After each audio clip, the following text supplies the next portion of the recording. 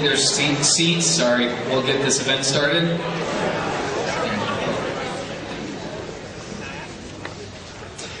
All right. First off, I want to thank everybody for coming out tonight. It's great to see everybody here. This promises to be a great event. I'm Gabriel Icaboni, and I am president of the Conservative Student Coalition here at Boise State. I want to tell you a little bit about us first. The Conservative Student Coalition is an assembly of student leaders for conservative clubs from all across Idaho. These clubs include the Boise State College Republicans, the Northwest Nazarene University College Republicans, and Students for Economic Freedom from the College of Idaho. Our goal is to promote the conservative values of personal responsibility, free markets, private property, and limited government. I want to thank Tom.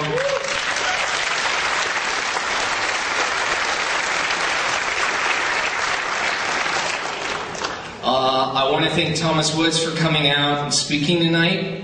I also want to thank the Idaho Freedom Foundation, who has been very supportive of the Conservative Student Coalition and helped us put this event together.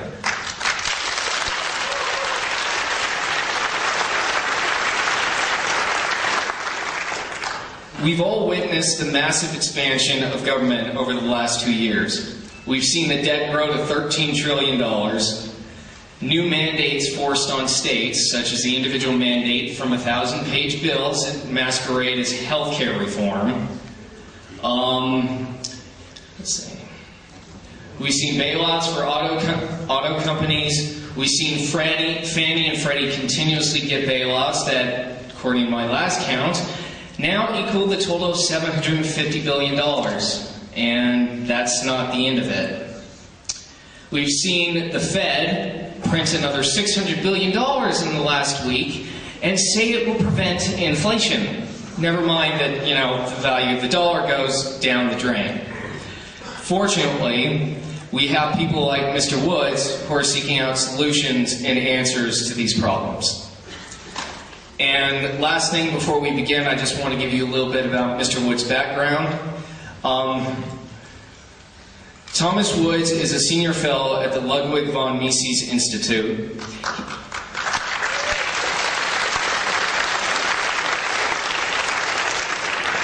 He has written 10 books, including the bestseller Meltdown and The Politically Incorrect Guide to American History. Mr. Woods won first prize in the 2006 Templeton Enterprise Awards for one of his books, The Church and the Market.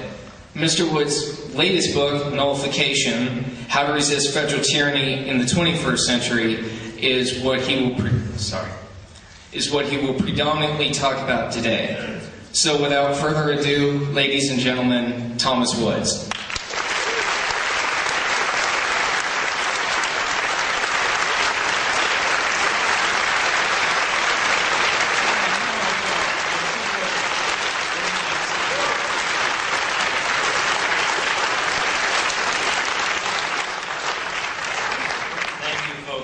Gabe, thanks to the Conservative Student Coalition, Idaho Freedom Foundation, thanks to all you folks. This is my first trip to Idaho, by the way, ever, so I'm down to just 6 states that I have never visited. So this was number 44 for me. And Hawaii is on the list of the 6, so that's going to be a while. We have 4 kids ages 7, 5, 4, and 9 months. So they're wonderful children, but it's a long flight. They're all girls, by the way. Now I say that because every time I speak and I disclose that I have 4 girls, I get that sort of response, like a cheer, laughter, and a gasp all in one. And I can't help thinking that maybe I'm the butt of some joke I don't even know about. But so far, so good. They're sweet and wonderful. I can't imagine 4 girls causing me any heartache. So I don't know what you people are thinking about it. When it was decided that I would come and speak here at Boise State, I had a number of people email me and say, this is absolutely true, I'm not embellishing this, they emailed to say, if you're going to come talk on this subject, you need to know something about the wolves we're facing. And I honestly thought they meant there are a lot of opponents of this idea here, and you've got to be ready to face these wolves, and I thought, I'm ready. They meant real wolves! I recently found out. They're actually talking about wolves. All right, well, we'll try and say a little something about wolves. I probably know the least about wolves of anybody in the room, but I'll try and say something about it at some point. Secondly, apparently, a lot of you seem to, I had no idea how many people at Boise State were in need of extra credit, but apparently it's not an insubstantial figure. But that's wonderful. I am grateful to faculty who encourage students to come, because normally students get credit deducted when they come hear me, so this is actually a nice change of pace for me. All right, so what we're going to talk about tonight, you already know, and given that I've got in this crowd people who I'm sure could educate me on this subject, and on the other hand, we have people who have never heard about this subject before. So I'm going to give a sort of general overview of this and try to say some things that will be at least provocative and of interest to all of you. And what this theme of state nullification begins with is the idea that we have a federal government that, in the very nature of things, cannot be expected to limit itself. It is unrealistic to imagine that you would establish a monopoly of this scale, hand it a piece of paper and say, go limit yourself, and expect this to work out. If it can be limited at all, which is, in my mind, very much an open question, it would have to be limited by something other than its own goodwill. It would have to be limited by something other than itself. Otherwise, it's never going to be limited. That's really what the concept of state nullification boils down to, is that something external to the federal government has to keep it limited. Just simply pointing to a piece of paper is insufficient. Our wise public servants need rather more of an encouragement to stay hewing to the constitutional text than that. And indeed, we note, I think, and I'm not going to attempt to defend this statement tonight simply for lack of time, that we have a federal government that acts almost as if there is no Constitution. Now, that's not to say that we don't have a presidential election every 4 years, and senators don't serve 6-year terms, and so on and so forth. Those things are still observed. These procedural norms are still observed. But my argument here is that the content of the Constitution, what's important about it, is that it's supposed to limit government. You don't need to have a written Constitution to establish the length of the terms of the president and other procedural norms like this. The British do not have a written Constitution, yet they have fixed terms. They have all these procedural norms. The whole point of a written Constitution is to limit the scope of government. Whereas today, you mention the Constitution, and you're either laughed at, or you're probably some kind of an extremist with sinister intentions, or maybe we've got to put you on a watch list, or whatever. And you can have all the quotations from the Founding Fathers you want, and it doesn't matter. You're immediately suspect. Now, when we think about the American Revolution, what it was fought for, because we should view the Constitution in light of that, what was being fought for in the American Revolution? Was it that Britain was just really far away, and we wanted to have unresponsive governments that were closer to us? Why would you want to give your life for that? No, the idea was self-government, that the British were continually and threatening to amplify their interventions in the lives of the colonists and in the normal procedures of the legislatures of the colonies. And there seemed to be a chain of abuses that were leading down a path Americans didn't want to get to the end. And so they fought against the British for the principle of self-government, local self-government. Not that we could have one giant blob ruled over by one central government, but that rather we would have a multitude of self-government entities, in effect. We'd have a whole bunch of states. The colonies become states at independence. We would have this instead of what was becoming the drearily predictable norm in the world by the late 18th and 19th centuries of highly centralized states in which one power center dictates to everybody. This was going to be a little different. The United States was supposed to be a little different from every other run-of-the-mill country in the world. It was supposed to be a collection of self-governing communities. In fact, if you read the Constitution, which was later established, not one time in the Constitution is the United States referred to as an it. Not once. It is always referred to as a they. Because that was considered to be the fundamental nature of the United States, that it's a plurality of self-governing communities coming together under a single defense umbrella. Now, we've been told, however, that it would be unreasonable for us to hew too closely to the original intent of that written Constitution, and that instead we should think of the Constitution as a living, breathing document that changes with the times. And superficially, nothing could be more reasonable.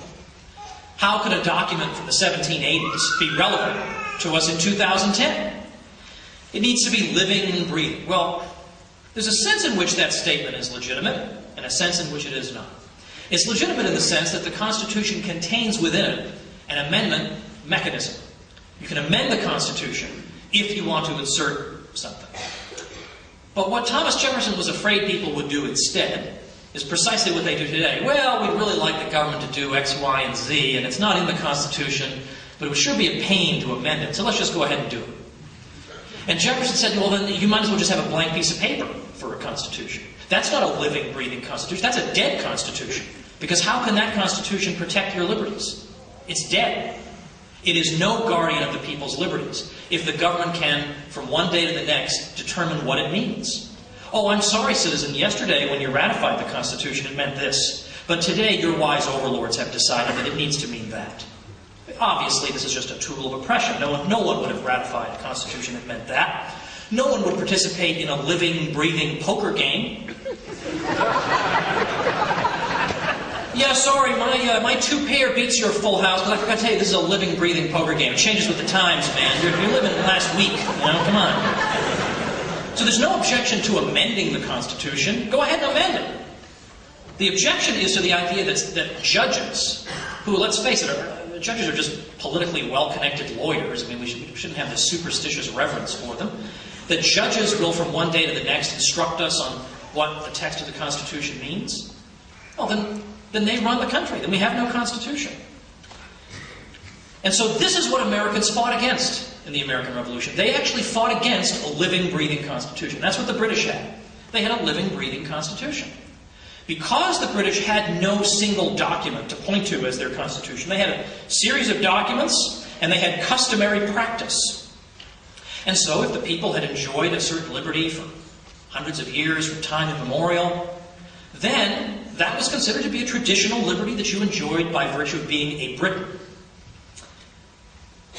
But what began to happen as the 18th century wore on was that because there was no written Constitution to point to, the British government was doing things that clearly violated customary practice, that clearly ran contrary to established tradition. And the colonists said, now wait a minute, you're not allowed to do this, because you've never done it before. And we've always been safe and secure in our homes, and so on and so forth, and from different types of taxation. And the British answer was, well, look, it's constitutional because we say it is. The colonial argument was it can't be constitutional because it violates tradition. That is the British Constitution. The British answer was it's constitutional because Parliament said it is. Boy, how different that is from our own situation. It's constitutional because we say it is. So Americans kind of thought, well, you know what, that's kind of stinky as a system. And so that's why it was a deliberate act to write up a written Constitution. That wasn't just some accident they fell into. It's because we've already lived without one, now we've got to write this thing down. Now, today, of course, what we have is a Constitution with clauses in it that we've seen many, many trucks driven through, and I won't dwell on those tonight. But there is a chapter in my book on this subject, on the General Welfare Clause, the Commerce Clause, and the Necessary and Proper Clause. And what you're taught about that in 7th grade is just an appalling scandal that is easily refuted by glancing at almost anything that was written by the framers. But I leave that for another time. Now, we have tried everything against this thing. We've tried everything to restore the powers of local self-government, and nothing really has worked. We voted for this guy instead of that guy, and we listened to this pretty speech and voted for this bozo, and we've signed petitions, and we've held conferences, and we've handed out pocket constitutions, and so on and on and on. The thing just gets bigger and bigger. It doesn't matter who's running it. It still gets bigger and bigger. And yet it's true, sometimes there are some people, when they're in charge, it gets bigger more slowly. So don't worry. don't worry that you're driving over a cliff. Well, at least we're driving at 175 miles an hour instead of 200 miles an hour. It's so much better. Well, some of us are getting a little bit impatient with this. So, that's why I and many others in the country have begun to wonder if maybe there's some other mechanism available to us in Thomas Jefferson's toolkit that we have neglected. Now, it's true that the idea I'm going to be talking to you tonight is not popular. It's an idea that will be ridiculed on television, almost always by people who know absolutely nothing about the subject, but then what else is new? It's something that you get smeared for advocating, your motives are questioned, you're a bad guy, and all that. But I don't care. I don't care what Katie Couric thinks of me, I don't care what Keith Olbermann thinks of me, and I don't care what Bill O'Reilly thinks of me. I don't care. I mean, at this point, I'm basically debt-free, I'm doing pretty well, I have a nice living, and so whatever they want to say to me, it's too late, I'm already okay. So I'm just saying. And so what I'm suggesting then is, in fact, giving some teeth to the 10th Amendment to the Constitution. The 10th Amendment does not enforce itself. Fangs do not automatically come out of the Constitution when the 10th Amendment is violated. It's a piece of paper. It has to be enforced somehow. Now, some of you may not even know, because again, we're people hearing this for the first time, the 10th Amendment is the amendment to the Constitution that is in effect the self-government amendment. It's the amendment that so many states were insisting on the eve of the drafting of the Constitution. And in fact, in the wake of its drafting, we want an amendment that says the federal government has only the powers that are delegated to it, and all the remaining powers go with the states, remain with the states or the people. That's the 10th Amendment. The 10th Amendment, as one of my friends puts it, it's like if you look at the whole rest of the Bill of Rights, the whole thing is like the government can't do this, it can't do this, it can't do this, it can't do this. And the 10th Amendment basically says, and if we forgot anything, can't do that either. That's basically what it is. But it doesn't enforce itself. We've learned this. Thomas Jefferson said it was the cornerstone of the Constitution. Today, if you were to study constitutional law, which is, that's a laugh, if you were to study constitutional law at a law school, you'd be taught that, of course, the 10th Amendment means nothing. Now, you think I'm making that up. If any of you actually have the misfortune of having to take the bar exam at any time, and you go to one of these bar exam crash courses, where they're going to teach you how to take the bar exam, it turns out, and I have this on multiple sources, that when they coach you on the multiple choice section, one of the pieces of test-taking advice they give you is that any question that gives you as one of the options the 10th Amendment, you can just cross it right out. That's never the right answer. It is always wrong. Wow. There goes the cornerstone of the Constitution, because the lawyers tell us it doesn't mean anything. So who's Thomas Jefferson, after all, against these people? How dare we question him? Now, I have a bit of an uphill battle, though, because we have come to associate the powers of the states with disreputable causes. And I will address that later tonight. But first I want to note, I hold no brief for the states. I myself am a libertarian. I happen to believe the states, a lot of times, are pretty rotten too. States, half the time, are run by sociopaths also. So my strategy, I just want to pit one group of sociopaths against another, so that maybe the rest of us can enjoy some kind of leeway.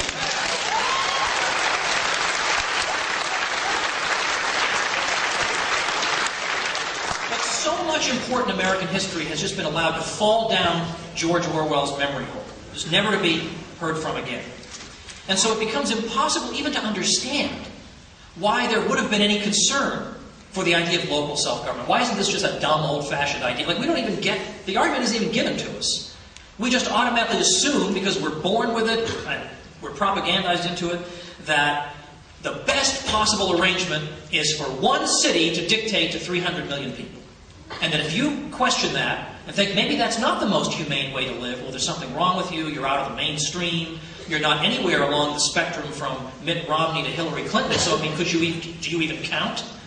So that's the sort of thing I want to just hit this with a dagger, because we do need to ask fundamental questions like this. We've got to quit asking about, well, gee, should the top marginal income tax rate go up to 39% or should it stay at 35%? I wish the problems in the country were so minor that we could focus on a triviality like that. We've got major problems here, so we need to be asking significant rather than trivial questions. We never even stop and think about the dehumanizing assumptions we're making. that people can't make their own decisions in their own towns and states and so on, that everything needs to be delegated to people who obviously, as they have shown time and again, do not care about us. They do not care. We can vote. We can call them in. The calls can be 2,000 to 1 against, and they still vote for. There is no way to control these people. And yet we just automatically assume this is the best form of human association. Now, I suggest that the left is the worst of all on this. Now, that's not to say that the right doesn't have much to answer for. There are some conservatives who are all for local self-government until it comes to something that they're really interested in. Then, well, you're not allowed to do that or that or that. Well, I don't know. I think it's time for consistency. Okay, today is Consistency Day. We'll take a consistency pledge. Okay, that even if people legalize something that you don't like, well, it's none of your business. Okay, mind your own business, lead your own life. That was what the whole U.S. was supposed to be. Self-governing communities. And that's what, even on the left, we used to see some sentiment in that direction. I often mention Kirkpatrick Sale, who was still alive, but was part of the New Left, wrote a lot of books. But he wrote a book called Human Scale, in which he said that the problem with our society is everything is so grotesquely huge. And he meant in part, giant agribusiness. He meant in part the scale of economic institutions, but he also meant political institutions. They're too big. He says at some point, it is possible for a political institution to become so large that it becomes dysfunctional, that it cannot possibly perform the task that it supposedly set out for itself. So Sale pointed this out. He says it's inhumane to have human society organized on such a scale. William Appleman Williams, the historians in the room will know who that is. He was a New Left historian from the University of Wisconsin, who actually said that the arrangement that most approximated the best kind of progressive way of living in humane, small communities was the Articles of Confederation. Interesting. Well, that tradition on the left is gone. Now, I'd love to be proven wrong. I'd love to hear that there are people who still believe small is beautiful and let's make our own decisions as neighbors, face to face. I'd love to believe that. But my own experience, after having written this book, is that among many people on the left, at least the ones I've had the misfortune of hearing from, the question authority, that great old phrase, question authority, that is just gone.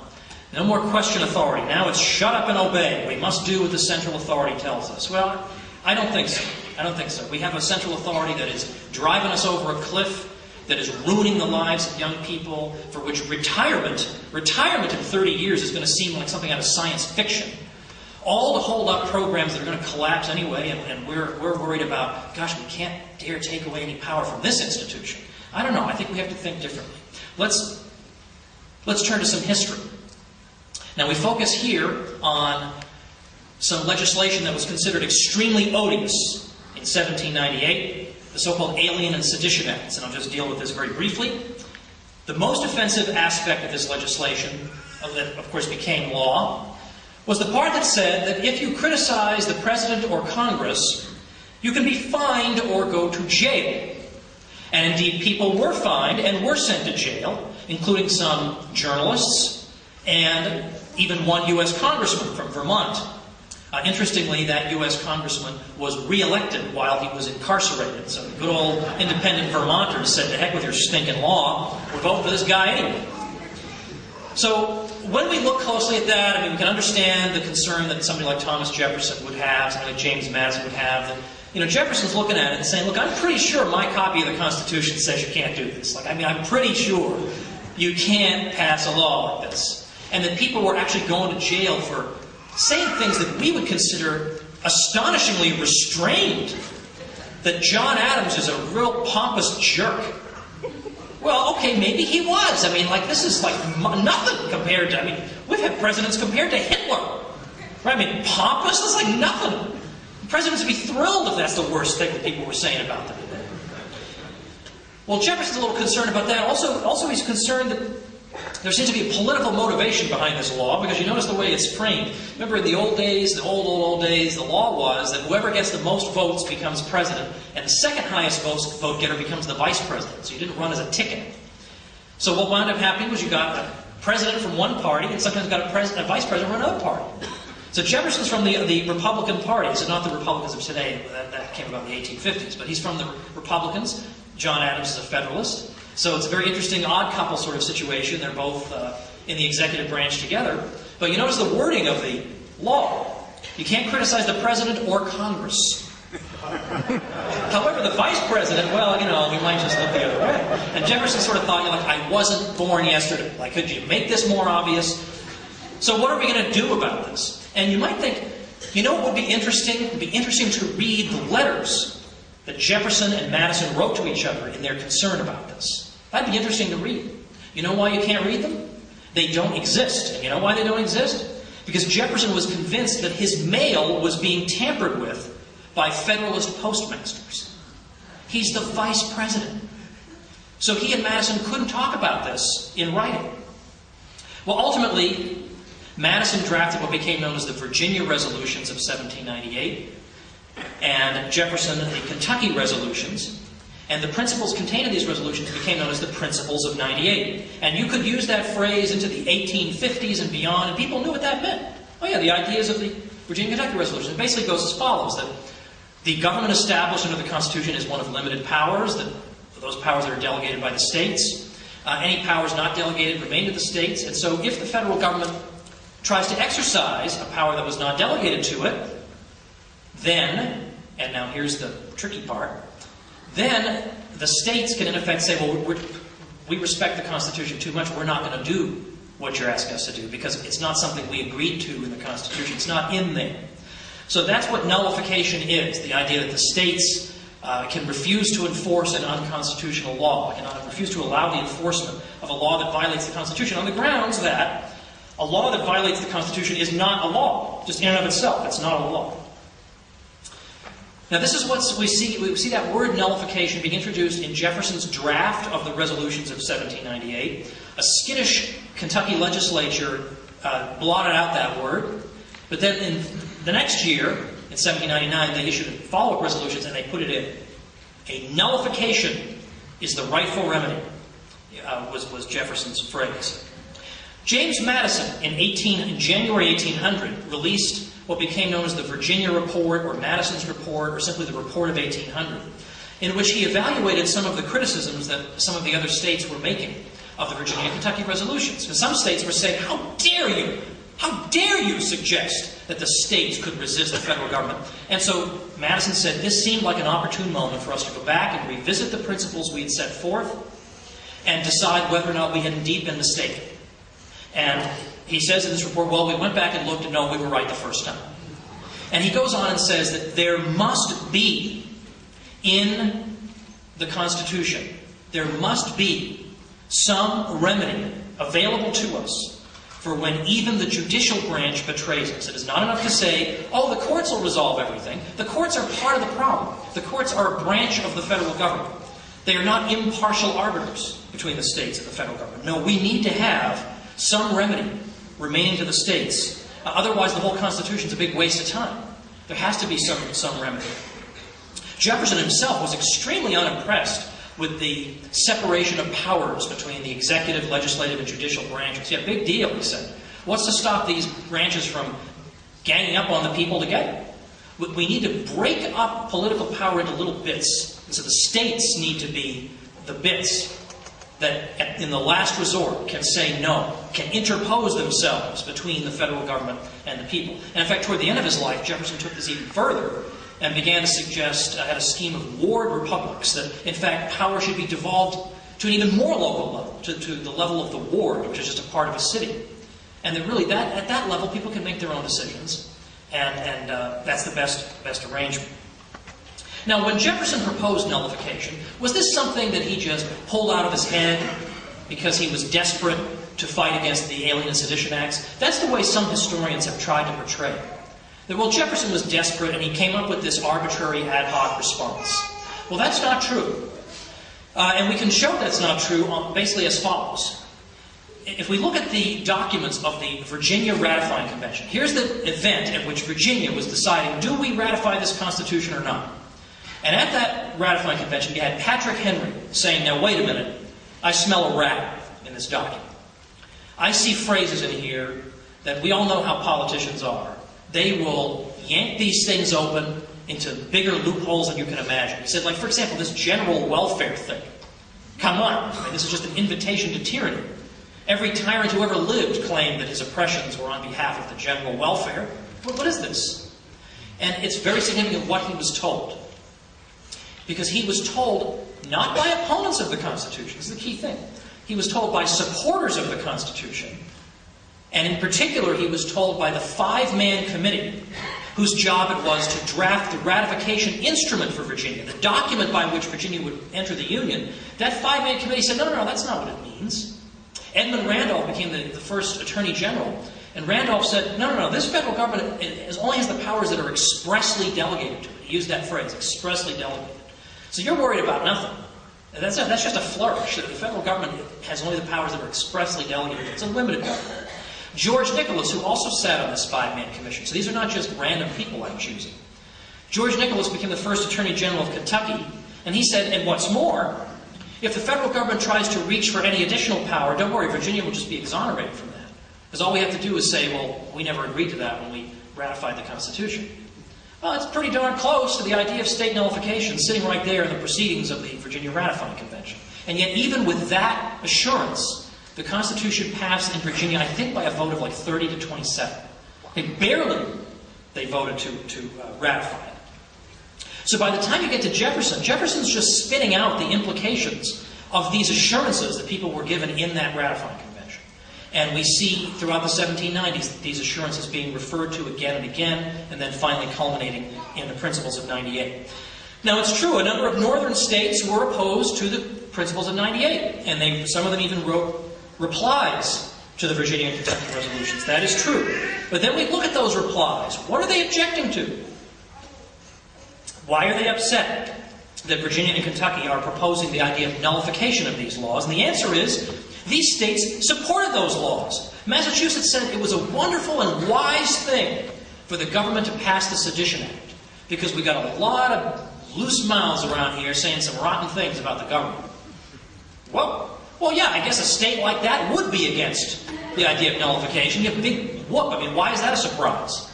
And yet, I have seen one law professor after another think he's winning scoring great points against nullification by saying, well, look at all the states that opposed it at the time, without telling us why they opposed it. Yeah, these states were against freedom of speech. Hello? Is that the side you want to be on? I'm pretty happy with Virginia and Kentucky at a time like that. But within 10 years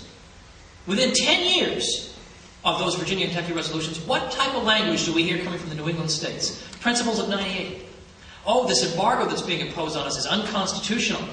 Our state employees should not give force to it at all or assist in its execution. And on and on. These searches and seizures of our property are unconstitutional, which is probably true. So therefore, we are not going to give any effect to this law and so on. Well, ain't that funny? Isn't that funny? The very people who said this is the greatest outrage against the Republic imaginable were themselves appealing to these principles not one decade later. And then we see this throughout American history. We see these principles referred to again and again. I show this in the book. It's not just South Carolina in 1832-33. That's just the best known example. It's a great many other examples. And in particular now we get this argument that, well, isn't this all fundamentally about slavery? All attempts to bring about decentralized government are tarred with this brush of slavery. Well, I personally am willing to give my fellow Americans the benefit of the doubt that in the year 2010, not that many of them are secretly hankering for slavery. I mean, I think that's probably a small number. I mean, it's true that the hypochondriacs on MSNBC might think otherwise, but I'm talking about normal people probably see that this is not really going to happen. There's no slavery party that's forming. There's nothing that I can see. But this is a useful sort of rhetorical device to throw at people because they assume the general public won't know any better. They assume the general public will just say, oh yeah, gosh, I guess this must all be about slavery. Well, as we've just seen, I mean, nothing we've just seen has anything to do with slavery. It has to do with freedom of speech and embargoes and free trade and searches and seizures and other things in addition. And to the contrary, the Principles of 98 were in fact used against slavery. They were never used on behalf of slavery. Now, I've had this happen. Poor Martha Dean ran for Attorney General in Connecticut. And she came right out and said, I support the Principles of 98. Now, of course, you are not allowed to say that. This is absolutely forbidden because, again, it's not anywhere along the Hillary Clinton-Mitt Romney axis, so therefore it's not even admissible. So that was not allowed. So she was condemned, predictably, from all the usual bozos. And they were saying, well, this is the doctrine, I kid you not, this is the doctrine by which the southern states defended slavery. So then I jumped in. I figured, well, this poor woman is getting all this abuse on my account because she read from my book and held it up. Terrible. So I jumped in and I said, well, I'm just waiting for you to pick me out a case in American history when it was used to defend slavery. Could you just find me one? I mean, I'll just sit here and wait, and all I need is one. So this should only take a few minutes. Just dig me out one. Of course, there is no answer. The best they could come up with is, well, I'm not joking, they might have used it someday. Yeah, true. The Earth might break free of its axis and go spinning toward the sun, but I'm not going to organize my life around that possibility. So that was the answer. And then we got when South Carolina in 1832-33 resisted certain tariffs that they considered to be unconstitutional, this was actually really about slavery. That's the usual dodge. It's about slavery. That means, okay, we can't actually find the word slavery, but we all know it was about slavery. Okay, but again, when you look at that actual debate, you look at what every northern free trader and protectionist was saying, every southern free trader and protectionist was saying, they were all talking about tariffs and their economic effects. Nobody said a word about slavery. So in other words, nullification was never used against slavery. It might be used at some hypothetical point in the future, but given that the Constitution seemed to, at the very least, connive at slavery and to support it, what the heck would the South have had to nullify? But to the contrary, these principles were in fact used against slavery. So in other words, here we have a principle that was never used to defend it, was in fact used to attack it, and we're told this is the doctrine the southern states used. I mean, that is like straight out of, I don't know, it's like a combination of George Orwell and Kafka or something. Like, I don't know how to describe this, that we live in this world, that people just say these things. So naturally, I've been trying to work on a book, and I keep being interrupted having to write articles against idiots. Now, please understand, I'm not saying anybody who disagrees with me is an idiot. I mean, we can have an honorable disagreement on this. But that stuff, where you're just making stuff up and throwing it at people to try to destroy their reputations, well, that's pretty crummy. So I think I can call you an idiot legitimately. So when was this idea, when was it used to fight against slavery? Well, it was used by some northern states to fight against the fugitive slave laws. In particular, the Fugitive Slave Act of 1850, which, notwithstanding the Constitution's fugitive slave clause, had provisions in it that were arguably unconstitutional. And in particular, the Supreme Court of Wisconsin declared it to be unconstitutional. And the state repeatedly defied the Supreme Court, defied the whole U.S. government. The U.S. government was stung by the defiance. And it went on year after year. And they cited Thomas Jefferson. They read from the principles from the resolutions of 1798 and 1799. And this is going on in the 1850s. So people say, let me just conclude that point by noting, this is therefore not a Southern doctrine or a Northern doctrine. It's an American doctrine. Now, we've heard it said, though, several objections. One would be, well, didn't the Civil War settle this, right? The Civil War was all about that. This led to the Civil War. I got that all the time. This led to the Civil War. Okay, well, again, let's look at it closely. Did it lead to the Civil War? Perhaps, but in exactly the opposite way that critics believe. And by that I mean this. Obviously, the Civil War had nothing to do with nullification. The South wasn't nullifying federal laws. It was seceding from the Union. And most of the nullification theorists were precisely introducing it as an alternative to secession. So this is not what the Civil War is fought over, but more specifically, look at the South Carolina Ordinance of Secession, December 20th, 1860. What are they complaining about? What are their grievances? One of the grievances is that the North is nullifying too much. That's kind of the opposite of what we hear on television. The North is nullifying too much, and we slaveholders are tired of it. Well, okay, so I guess nullification did lead to the Civil War, but only in the sense that people were trying to fight against slavery, and the Southern states weren't happy about it. Okay, I mean, guilty as charged, I guess. I mean, are you saying the Northern states shouldn't have done that? Like, what are you saying? And the usual response from the other side here is to say, hey, look over there, and they run away. And then there's no... Okay. But let's let's say though, let's suppose that the Civil War had been about nullification. Would it make sense to say the Civil War settled this question? Only to the extent that it would make sense to say, I say 2 + 2 = 4, you say 2 + 2 = 5. You beat me up yesterday, so I guess 2 + 2 = 5. How does violence settle a question of philosophy, history, theory, constitutionality? What if the Nazis had won World War II? Would we say, well, I guess that's settled. National Socialism is the wave of the future? I mean, obviously that would not settle the question. If there are two sides to a story, then there are still two sides to a story. And they ought to be debated rationally. We do not say, because it would be morally grotesque to say so, the Plains Indians, well, wasn't that settled by the U.S. Army? I mean, who would argue like this? That is not rational. We have to argue this using reason and not sort of flippantly. Then we have this sort of objection. Well, what if we have nullification and we'll have some states that are doing some things and some states that are doing other things, and this will be chaotic? Well, first of all, when we look through most of the people advocating nullification, the way they sort of envision it working is as follows: that a state or a group of states declares a federal law to be unconstitutional. The approach that they suggest, and this is not infallible, we don't have to take this approach, but would be that that law is therefore temporarily suspended. And the way it would work is that this is a way of alerting other states. Now, wait a minute, maybe you didn't notice, but look at this law carefully. We believe it's unconstitutional. If 3/4 of the states say, no, wait a minute, no, it is constitutional, and we're so convinced of it that we're going to expressly spell it out in there, then that settles it. Okay, so there would actually ultimately be, you refer to the people themselves, and they resolve the matter. But in any case, let's entertain this possibility. So we have states nullifying. Wouldn't that just be crazy chaotic? Well, I think probably what's much more likely to happen is the states would be too timid to do this. I'm not concerned that they're going to do too much. I think they probably won't do it. They'll be too timid. I'd like to be proved wrong on this, but they might be just too timid. But even if they did, so what? So what if Idaho has a different policy on X, Y, or Z from Maryland? I would hope you would, by the way. If you've been to Maryland, you'll see it's a complete wreck they've made of that state. But why would that be so unthinkable when we consider that that's what the United States was supposed to be? Was precisely a diverse collection of self-governing societies. The world already has all the strong centralized governments it needs. You know, the world is lousy with these. We've got 1 million of them. Okay? Don't we have some beliefs?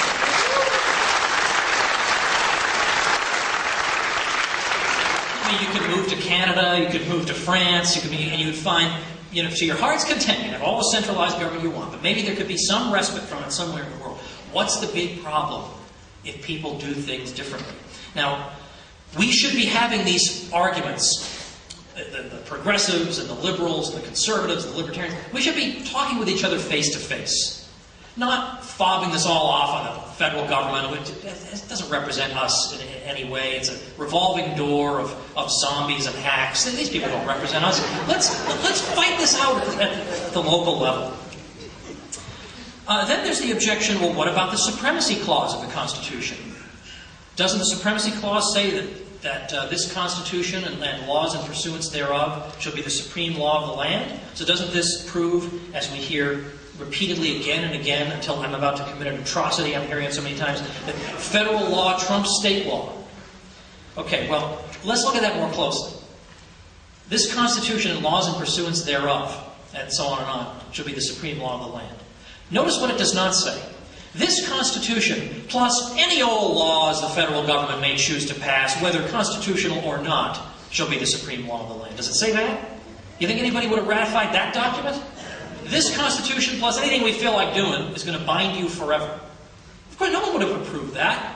So this is getting too far ahead of us to say that a constitutional law is binding on everybody. Well, that's not what the supporters of nullification are disputing. In fact, they expressly say that. We're not disputing that. The question is the law constitutional in the first place? That's the argument. Now, again, I don't wish to suggest that all objections to this are silly and unfounded. That's not the case. I do think they're wrong, but I don't think they're silly or unfounded. Well, some of them are unfounded, and some of them are silly. But I think a person of goodwill could hope And I think the most common objection, understandably, involves the civil rights movement. Because don't we here have a case of the states engaging in behavior that most of us consider to be grotesque in defense of laws that hardly anyone today would support? And it's not enough to answer flippantly that, well, after all, the Supreme Court was the institution that originally said that separate but equal was okay. I mean, that was the law for the whole U.S. That was what we had in the 1890s and for decades afterward. That's not quite enough. But what I do think we need to bear in mind is not just that states are states and they can be rotten, and nobody disputes that. You have to fight the states too. It's not enough to say. Well, there are a lot of ways we could tackle this, but I think the best way is to consider how were the southern states able to get away with some of these policies.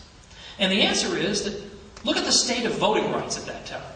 Now you had a minority of people whom we would today view as a despised minority at that time, who were subject to all kinds of legal disabilities and, by and large, found it very difficult, to put it mildly, to vote.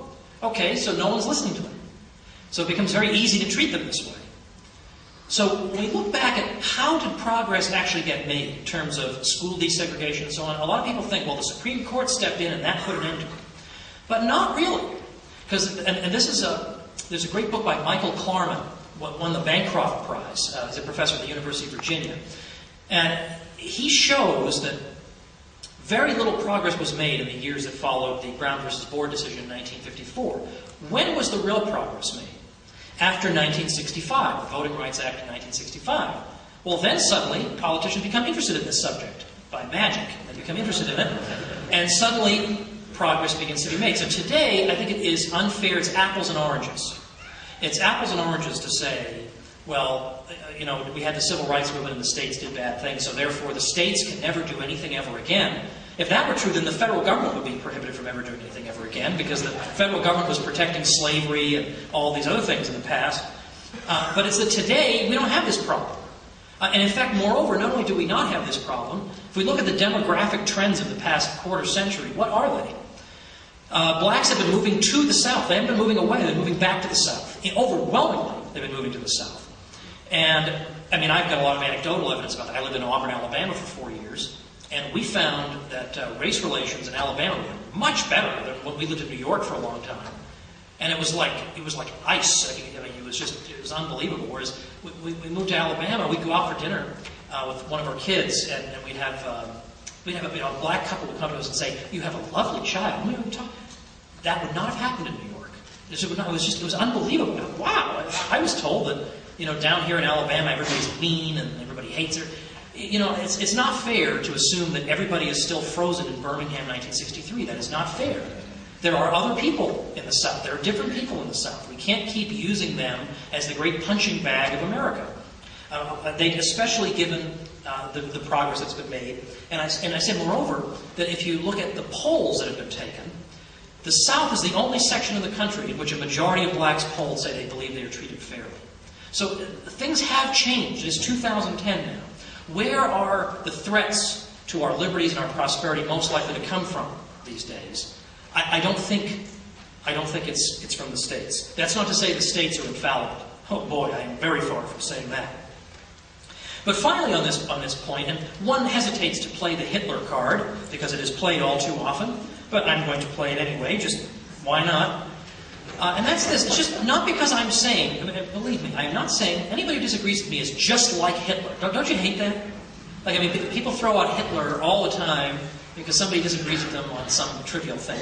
I am not saying people are like Hitler. What I am saying is, I think it's worth wondering why Hitler held a particular view.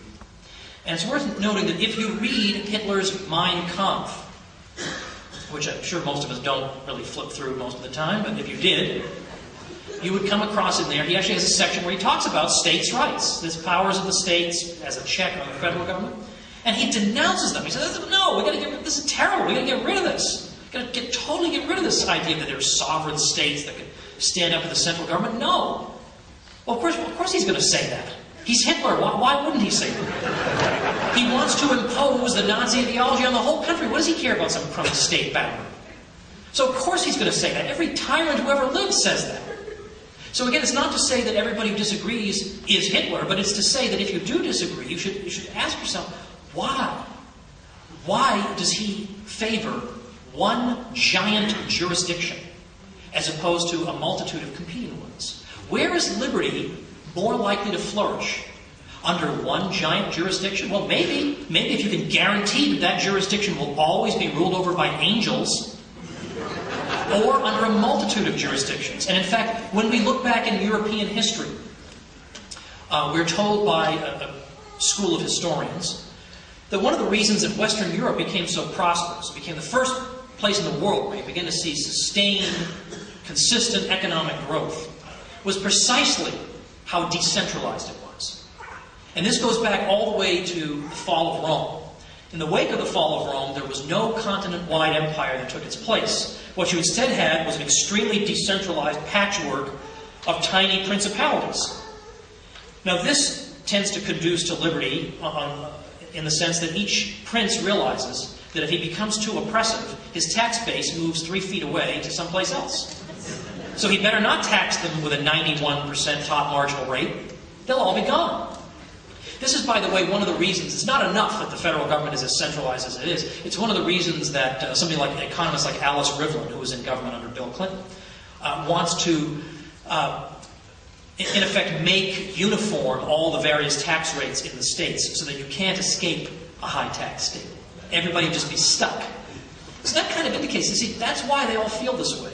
Because they know that, it gives them a lot more leeway to do a lot of stuff to you if there's no escape hatch, if there's one giant jurisdiction. So we have to ask these questions. These questions haven't been asked in, centuries. They haven't been asked.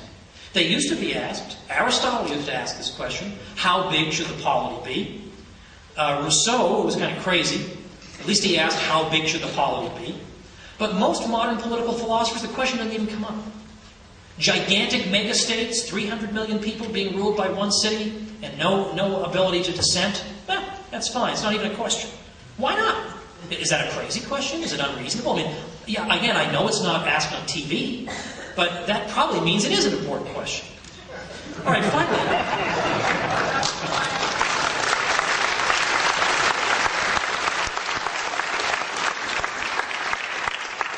All right.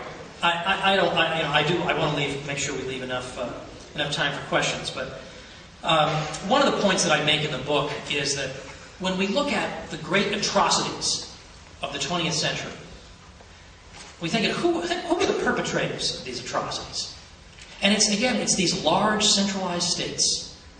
It's the Stalins, the Hitlers, and sometimes we've been misled into thinking that the reason we had those atrocities was that Stalin and Hitler were crazy, and they were just evil. Now, I don't dispute that, but craziness and evil are not enough. Because if you were crazy and evil, and you were, let's say, the mayor of Hoboken, there's only so much you could do. People would just get the heck out of Hoboken, problem solved. The problem is that we have come to believe, because, again, almost all modern political philosophers have simply taken it for granted, the only way human society can be arranged is for there to be one irresistible, infallible power center in society, and no competing power centers that can resist it. So, if you look at how, as I was saying before, liberty develops in European history, it doesn't develop because there's one giant jurisdiction that imposes liberty. No such thing. To the contrary, what happened was you had a bunch of competing power centers. You had cities, you had ecclesiastical domains, you had universities that had their own privileges, you had all these different sort of small institutions, all competing with each other in some way to check each other. And each of these lesser institutions had rights and liberties that were from time immemorial that they would stand up and defend. And so no monarch, no matter how crazy he was, no monarch in the 16th century even could levy an income tax on his people. That would just never be allowed. And nothing like that would be able to happen. Because there were too many competing power centers that would block that exercise of power. But we were told that these power centers, these smaller power centers, are themselves sources of oppression that we need to be liberated from, so let's cast them aside and enjoy the protection of our liberties from the one irresistible center. And now, it's true that in some cases that can happen. In some cases, large centralized states can indeed sweep away the oppressions of lesser bodies.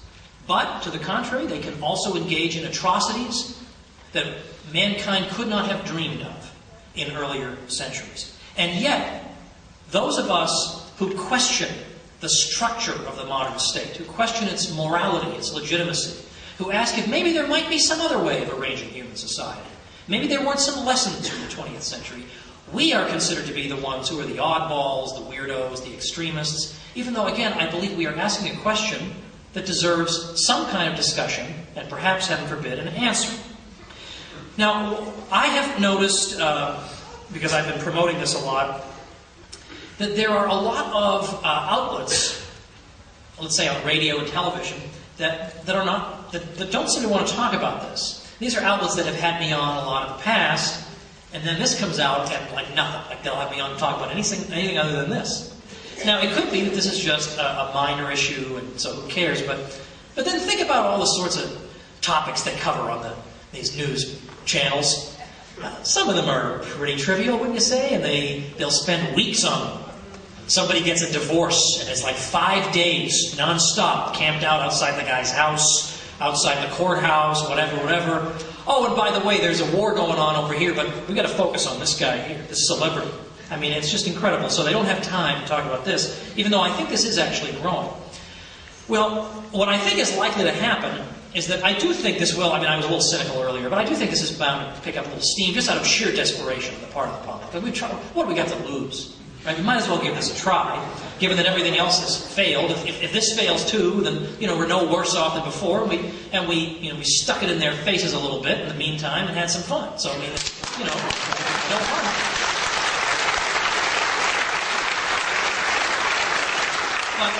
But I suspect what will happen is that certain, I don't want to mention any names, but certain opinion molders will jump on board once it starts going on, and then pretend that they've been driving the bandwagon the whole time. And that's fine. I'll let bygones be bygones. I'm not going to be petty about it, and that's fine. But it seems to me that it would be helpful if we had, if it was somebody other than just Judge Napolitano who has the guts to talk about this on television. And he does.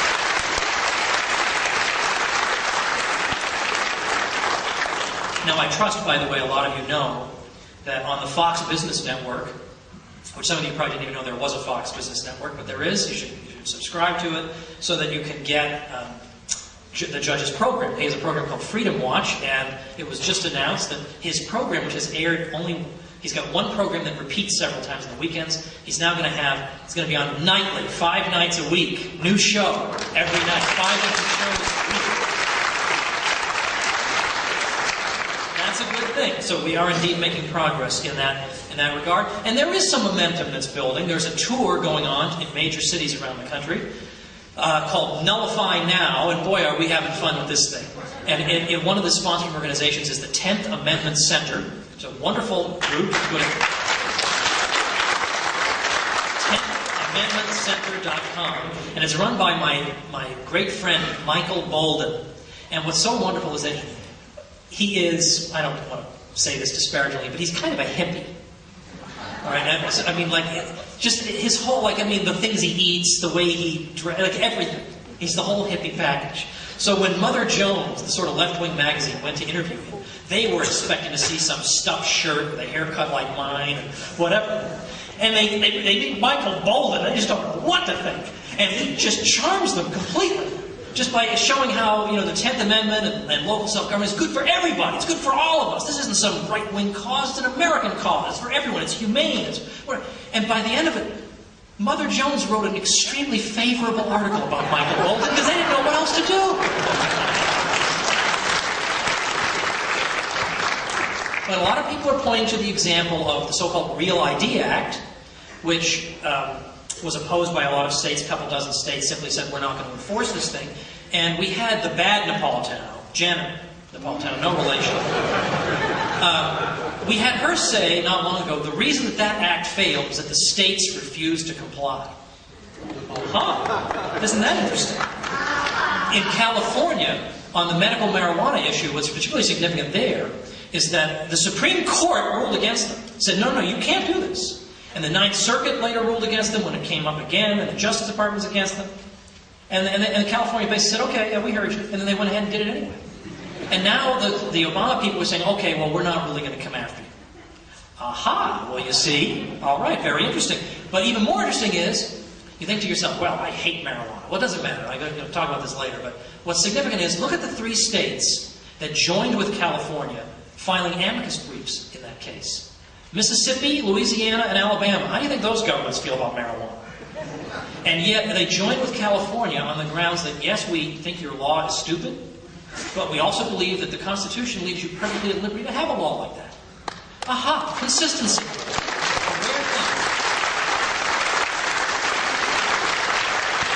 So, the million-dollar question. The wolves. All right, now I've been reading about this wolf thing. I think I've got it down. Okay, I think I understand what's going on.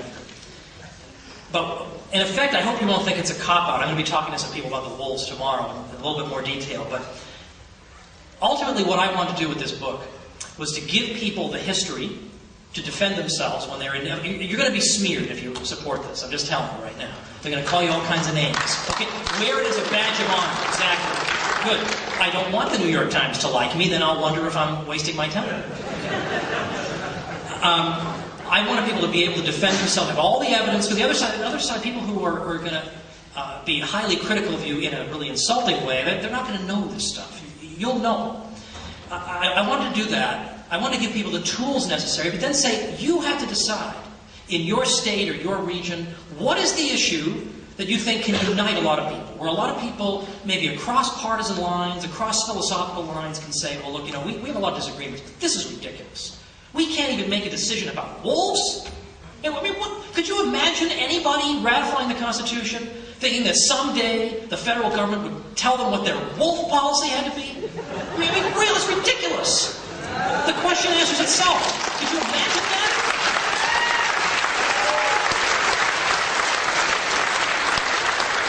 But every state has got to decide for itself. The possible costs, the possible benefits, the likely outcomes. Can it indeed work out the way other things have worked out, where the federal government just finally decides, look, it's a complete PR disaster to go fight against states over wolves, when the whole state is going to be united against us. We're going to look... Nobody ever wants to fight against the local sheriff. No president ever wants to have a showdown with a sheriff. It is a lose-lose situation, because everybody loves the sheriff. This is a situation they don't want to be in. So will some type of fait accompli be worked out? No, I think that's at least likely. But this is not a decision that I can make. You can think about it and say, what I would suggest is to see Idaho and Montana and Wyoming constituting a solid front together. Because people say, well, wouldn't the federal government just take our money? I mean, sure, they're obviously not going to send tanks in. We assume, they're in the middle of spreading democracy around the world. They're saying, excuse me 1 minute, we just need to suppress a wolf insurrection in our country. It's not very good public relations for the federal government. That's not going to happen. But they might take our federal money away. Okay, but they didn't take any money away over the Real ID Act. They haven't taken anything away from California. Well, California, you'd be taking blood from a stone. So on the one hand, you could just bankrupt yourself so much there'd be nothing left in the till. But they would, in other words, they would maybe not give you money for X, Y, and Z that you're expecting to get. But that's precisely why I think there's strength in numbers here. I mean, the federal government, thanks to the 16th and the 17th Amendments, in some ways has the states right where it wants them. But there's always strength in numbers. If a whole bunch of states say, look, that is it.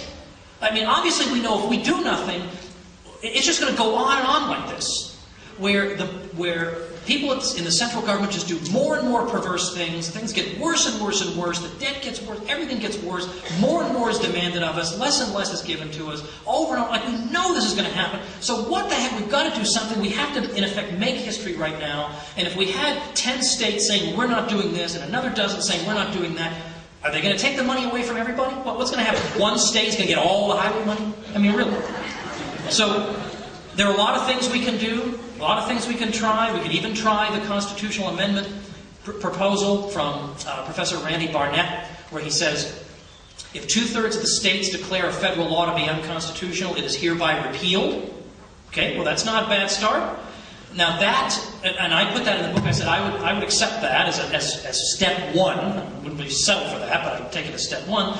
Because it belongs to the spirit of the principles of 98, the idea that the federal government has to be limited, if it can be limited, by something other than itself. Now, I happen to think 2/3, how about a simple majority, like, how about 26? If 26 states say something's unconstitutional, then it should be repealed. I mean, of course, most of these things should be repealed. All of them should be repealed. There doesn't have to be a federal policy on every single thing in the world. That's all. That's the great liberating insight that I leave you with. Next week, I begin teaching a little course. You wonder, how do I make a living after all? I mean, do I just give speeches all day? Like, how does this guy do this? I used to be a professor, and I did enjoy that actually very much. And I still stay in touch with some of my students, and it was a very valuable thing. But now I enjoy being able to do a lot of things. I do a lot of speaking, I do a lot of writing, and I teach online via the Mises Academy, where we offer courses. And you can sit there in your room, your home, and if for some reason you wanted to do this, you could actually have me sort of, in effect, coming into your own living room and yammering at you once a week for the duration of the course. And so I just finished a course on the history of the Great Depression and the New Deal. And so I had about 160 people, all different parts of the country. Here I am in rural Kansas, in a house that almost didn't qualify for high-speed internet. It was unbelievable. I was like, oh my gosh, I just spent all this money in this house. We're so remote, we can't even get high-speed internet. But thank goodness, by a thread, we got it. And so from me in my home office there, I'm able to reach all these people, and I talk, and then I take questions, and then what typically happens is at that point, you can leave, or you can just stay and we'll chit-chat. And we would just chit-chat for just hours and just talking about whatever. And it was just great fun. My wife would be, up there sending me text messages like, are you okay? Come up to bed, or what in the world is going on? But I hope some of you consider joining me for that, because what we're going to do starting next week is I'm doing a 4-week course on nullification, where we're going to look at, of course, the history, the theory, but then we're going to look at the primary source documents. So we're going to look at a lot of stuff that I hadn't been put in the book. We're going to look at the key debates in American history, the Webster-Hayne debate, and we're going to look at those documents and see what were the arguments pro and con, and where are they strong and where are they weak.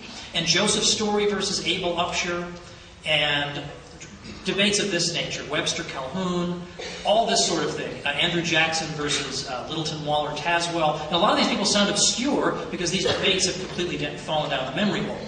When I was at, this is my last point, when I was at Columbia University getting my PhD, just at random, I was in the library doing some research, and I stumbled across a pamphlet defending nullification by a judge, Abel Upshur, who later served in the cabinet under President Tyler. And it was the most compelling defense of nullification I had ever read. And it was published in 1833, reprinted in a magazine in 1835, and I never heard from again. The best document I've ever seen on this subject. So I put it in the book. I said, oh, why not, right? Let it see the light of day. I used to assign that to my college kids, because if it hasn't appeared in all this time, no one has written any cheat sheet essays on it. So a lot of them, when I handed them this essay, were giving me the "you are such a sucker" look. And then they went to Google. They found nothing came up. They all came in dejected the next day. I guess I'm going to have to write this myself. Oh, beautiful. It is such a glorious strategy. It's a good thing I'm not teaching anymore, because I've now yanked this away, because now there it is for the general public to see. People will talk about it. But that's what we're going to be doing. So if you go to tomwoods.com, my most recent post talks about that. That's the sort of thing I'm up to these days. Well, my friends, as I say, you won't win popularity contests with the elites if you support these ideas. But if you do, you may not be standing with the MSNBCs or maybe even the Fox Newses, who knows? But you will be standing with Thomas Jefferson, and that is never a lonely place to be. Thank you.